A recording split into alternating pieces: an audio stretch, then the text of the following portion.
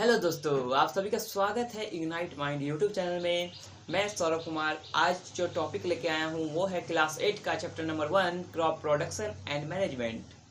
तो इस चैप्टर में हम पढ़ेंगे क्रॉप के प्रोडक्शन के बारे में और उसे किस किस तरह मैनेज किया जाता है उसके बारे में। तो चलिए हम एनसीईआरटी का पहला लाइन देखते हैं, इसमें क्या कहता है। Paheli and Boojho went to their uncle house during the summer vacation. Paheli और बूझो थे, जो दो दोस्त हैं या दो भाई बहन हैं, वो अपने अंकल के घर गए हैं during summer vacation. Summer vacation के दौरान वो अपने के अंकल के घर गए हैं और उसके अंकल जो हैं वो एक फार्मर हैं। तो उसने देखा कि सम टूल्स, उसने बूझो और पहेली ने देखा कि अंकल के पास कुछ टूल्स है, जैसे कि खुरपी हो गए, सिकल हो गए, सोवेन हो गए, प्लग ईटीसी, उसके फील्ड में कुछ टूल्स रखे हुए हैं। तो यहाँ पे बूझो जानना चाहता है कि where and how this tool are used, कि ये टूल कहाँ और कैसे यूज होता है। तो you have learn that plant that all living organism required food. तो आपने ये याद किया है, आपको पता है कि जितने भी लिविंग ऑर्गेनिज्म है उसे फूड की रिक्वायरमेंट होती है। Plant can make their food themselves, plant जो है अपना फूड खुद से बनाता है। Can you recall how green plant synthesise their own food, क्या आपको याद है कि ग्रीन प्लांट किस तरह फूड बनाते हैं? याद होगा, फोटोसिंथेसिस के द्वारा बनाते थे। With the help of photosynthesis they prepare their own food and they are called autotrophs. वो खुद ऑटोट्रॉप्स कहते थे, क्योंकि वो खुद का खाना खुद बनाते थे, किसी पे डिपेंडेंट नहीं रहते थे। Animal including human can not make their own food, so where do animal get their food from. तो एनिमल जो ह्यूमन को इंक्लूड करता है वो अपना खाना खुद नहीं बनाता है। तो ये एनिमल फूड पाते कहाँ से इस एनिमल को फूड मिलता है, ये हमें जानना है। But first of all, why do we eat food? तो उससे पहले एक सवाल आता है कि हम फूड क्यों खाते हैं, यानी फूड को हम खाते ही क्यों हैं। You already know that energy from food is utilized by organisms for carrying out the various body functions such as digestion, respiration and the excretion। आप पहले ही जानते हैं कि फूड से हमें एनर्जी मिलती है, एनर्जी मिलने के बाद हम ग्रो करते हैं और वेरियस फंक्शन को हम एनर्जी को यूटिलाइज करके हम वेरियस फंक्शन करते हैं, जैसे कि डाइजेशन हो गया, रिस्पायरेशन हो गया, एक्सक्रेशन हो गया या फिजिकल एक्टिविटी हुआ, ये हम करते हैं with the help of food. We get our food from plant and animal और बोथ। हम जो अपना फूड है वो प्लांट, एनिमल या दोनों चीज से पाते हैं। आपको पता है कि फूड का सोर्स क्या है, आपने क्लास 6 में पढ़ा होगा सोर्स ऑफ फूड। तो प्लांट का सोर्स यानी फूड जो है हम प्लांट से भी पाते हैं और एनिमल से पाते हैं, एज वेल एज दोनों चीज से पाते हैं। Since we all need food, how can we provide food to a large number of people in our country. तो हमको ये पता है कि हमें फूड की जरूरत पड़ती है, तो हम इस फूड को हमारे कंट्री में कैसे, इस लार्ज नंबर के पीपुल है हमारे कंट्री में, 125 करोड़ देशवासी हैं हम लोग में, यानी आदमी हम लोग कंट्री में। तो इस इतना लार्ज अमाउंट में हम प्रोडक्शन कैसे करेंगे और खाना किस तरह पहुंचाएंगे, फूड किस तरफ से पहुंचाएंगे। तो यहाँ पे देखते हैं पहली क्या बोलती है। Food has to be produce in a large scale, यानी पहली बोलती है कि फूड जो है वो लार्ज स्केल में प्रोड्यूस होना चाहिए, यानी बहुत से अधिक मात्रा में फूड प्रोड्यूस होगा जिससे कोई भी भूखा नहीं रह पाएगा।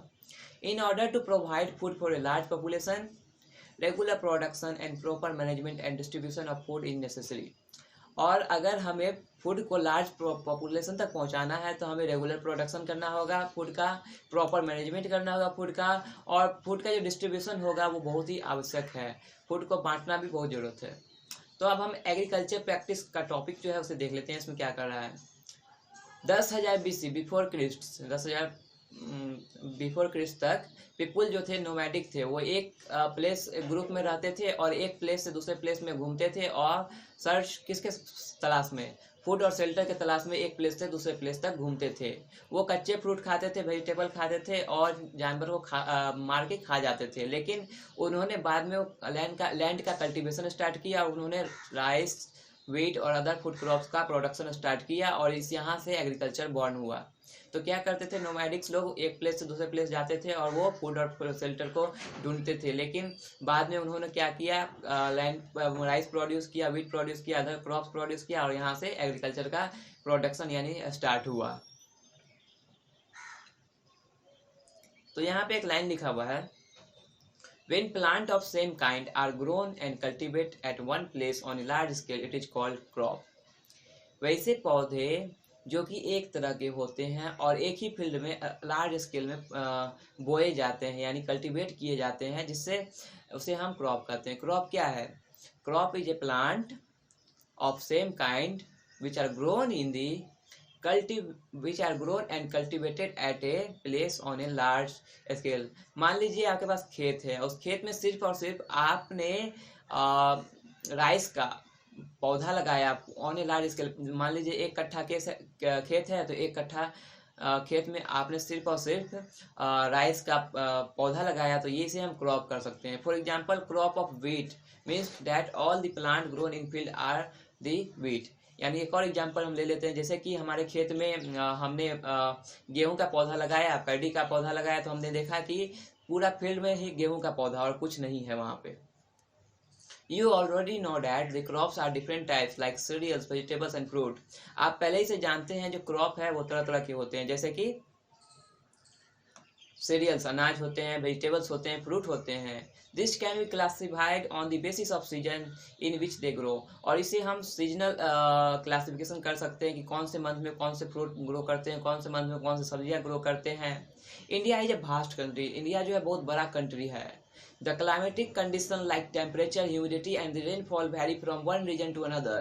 इंडिया एक बहुत बड़ा वास्ट कंट्री है और जो क्लाइमेटिक कंडीशन जो है इंडिया का, वो टेम्परेचर है, ह्यूमिडिटी है और रेनफॉल है, वो वन रीजन से दूसरे रीजन तक वैरी करता है। मान लीजिए आज शिमला में ठंडी है तो बिहार में गर्मी होगा, और मेघालय में बारिश हो रहा है तो बिहार में भी गर्मी होगा। तो इस तरह क्लाइमेटिक कंडीशन जो होता है वो वैरी करता है वन प्लेस से अनदर प्लेस तक। Accordingly, there is a rich variety of crop grown in different part of country। हम देखें तो हमारे कंट्री में डिफरेंट तरह के क्रॉप ग्रो किए जाते हैं। हमारे कंट्री में तरह तरह के क्रॉप ग्रो किए जाते हैं। Various region of our country में, हर एक कंट्री में, हर एक स्टेट में कुछ ना कुछ नया ग्रो किया जाता है। मान लीजिए बिहार में चावल हो रहा है तो पंजाब में जूस का यानी शुगर कैन का पौधा भी हो सकता है, या कुछ भी हो। तो हर एक कंट्री में हर एक स्टेट में, इंडिया के हर एक स्टेट में डिफरेंट काइंड्स ऑफ प्लांट का यानी ग्रो क्रॉप जो है वो ग्रो होते हैं। Despite this diversity two broad cropping pattern can be identified. और इस डाइवर्सिटी के बाद भी एक स्पेशल क्रॉपिंग पैटर्न है जो कि हम आइडेंटिफाई किए हैं। वो है क्या, देख लीजिए। पहला है खरीफ क्रॉप। तो खरीफ क्रॉप होते क्या है? तो crop which are sown in the rainy season are called kharif crop. वैसी क्रॉप जिसे लार्ज अमाउंट ऑफ वाटर की रिक्वायरमेंट होती है और उसे हम रेनी सीजन में रोपते हैं, बोते हैं, जिससे कि वो बाद में फल दे सके अच्छे से और उसे वाटर की रिक्वायरमेंट फुलफिल हो जाए। इस तरह के क्रॉप को हम खरीफ क्रॉप कहते हैं। The crop which are sown in rainy season are called kharif crop। The rainy season in India is generally from June to September। जो रेनी सीजन है इंडिया का वो जून से सितंबर तक होता है। Paddy, maize, soybean, groundnut, cotton etc are kharif crop. जो paddy है, गेहूं का जो पौधा है, मेज है, मक्का का पौधा है, सोयाबीन का जो पौधा है, ग्राउंडनट का पौधा है और जो कॉटन का पौधा है उसे हम खरीफ क्रॉप के कैटेगरी में डालते हैं। सेकेंड है rabi crop. The crop which are grown in the winter season are called rabi crop. वैसे क्रॉप जो कि विंटर सीजन में ग्रो किए जाते हैं, बढ़ते हैं, रोपते हैं, उसे हम क्या कर सकते हैं? रबी क्रॉप कर सकते हैं। The time period is generally from October to March. और इसका जो टाइम पीरियड होता है वो अक्टूबर से मार्च तक होता है रबी क्रॉप का। एग्जाम्पल ऑफ रबी क्रॉप जैसे हो गया कि गेहूं का जो पौधा है वो हम ठंडी में बोते हैं। ग्राम हो गया, पी हो गया, मस्टर्ड हुआ और लाइन सीड जो होते हैं वो सब एग्जाम्पल है रबी क्रॉप के। इसके अलावा पल्सेज और वेजिटेबल जो है वो ड्यूरिंग समर सीजन में हम ग्रो करते हैं। बहुत सारे प्लेस ऐसे हैं जहाँ पे हम ड्यूरिंग समर सीजन में ग्रो कर सकते हैं। लेकिन जो प्लांट यानी फ्रूट और वेजिटेबल्स हैं, पल्सेज वेजिटेबल्स हैं, वो हर एक मंथ में कोई ना कोई नया वेजिटेबल्स आते ही रहता होगा। कभी आप कद्दू खाते हैं तो भिंडी नहीं मिलता है, भिंडी खाते हैं तो कद्दू नहीं मिलता है। इस तरह जो है क्रॉप वो चेंज होते रहता है। Basic practice of crop production. तो यहाँ पे बूझो ने एक सवाल पूछा कि why can paddy not be grown in winter season. Paddy का जो यानी जो गेहूं का जो पौधा है वो विंटर सीजन में क्यों नहीं ग्रो कर सकता है? तो यहाँ पे पहली जो उसकी बहन है वो उसको जवाब देती है, पैडी को बहुत सारे पानी की रिक्वायरमेंट होती है, इसलिए वो रेनी सीजन में ग्रो करता है, ना कि विंटर सीजन में। Cultivation of crop involve several activity undertaken by the farmer over a period of time. यानी कि भी किसी भी क्रॉप को हमको बोना है, उसे कल्टीवेट करना है, तो ये बहुत सारी एक्टिविटी को इन्वॉल्व करता है जो कि फार्मर के द्वारा देख रेख में होता है, और इसके लिए बहुत सारे समय भी लगते हैं।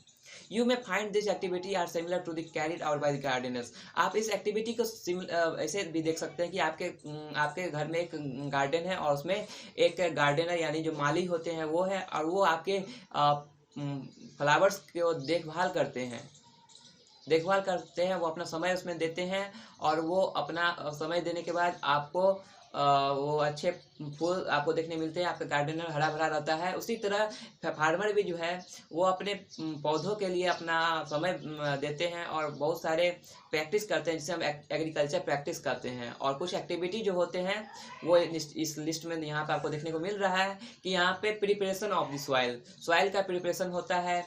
दूसरा है सोइंग यानी बोना होता है, उसमें मैन्यूर और फर्टिलाइजर ऐड होते हैं। उसके बाद इरिगेशन होते हैं। उसके बाद प्रोटेक्टिंग फ्रॉम वीड यानी कीटाणु से बचाया जाता है। उसके बाद हार्वेस्टिंग किया जाता है। उसके बाद अनाज का स्टोरेज किया जाता है। तो ये सब टॉपिक है, मैं इस चैप्टर में आपको पढ़ने को मिलेगा ये 7 टॉपिक। तो आज मैं इसको यहाँ पे खत्म करता हूँ। नेक्स्ट टॉपिक में प्रिपरेशन ऑफ द सॉइल को लूंगा। नेक्स्ट टॉपिक में मैं प्रिपरेशन ऑफ सॉइल लूंगा, जिसे आप पढ़ लीजिएगा। मैं आपसे रिक्वेस्ट करता हूँ कि आप इस चैप्टर को एक बार रीड मार दीजिएगा। रीडिंग करने से क्या होता है कि मैं जो पढ़ाऊंगा ना आप उससे कनेक्ट कर सकते हैं। आप भी कुछ समझिए, मैं जो पढ़ाऊंगा उससे भी आप कनेक्ट कीजिएगा। तब तक के लिए मैं चलता हूँ, मिलूंगा आपसे नेक्स्ट वीडियो में। धन्यवाद। और हमारे चैनल को सब्सक्राइब करना ना भूलें। आपके एक सब्सक्राइब से मुझे मोटिवेशन मिलती है। लाइक कीजिएगा।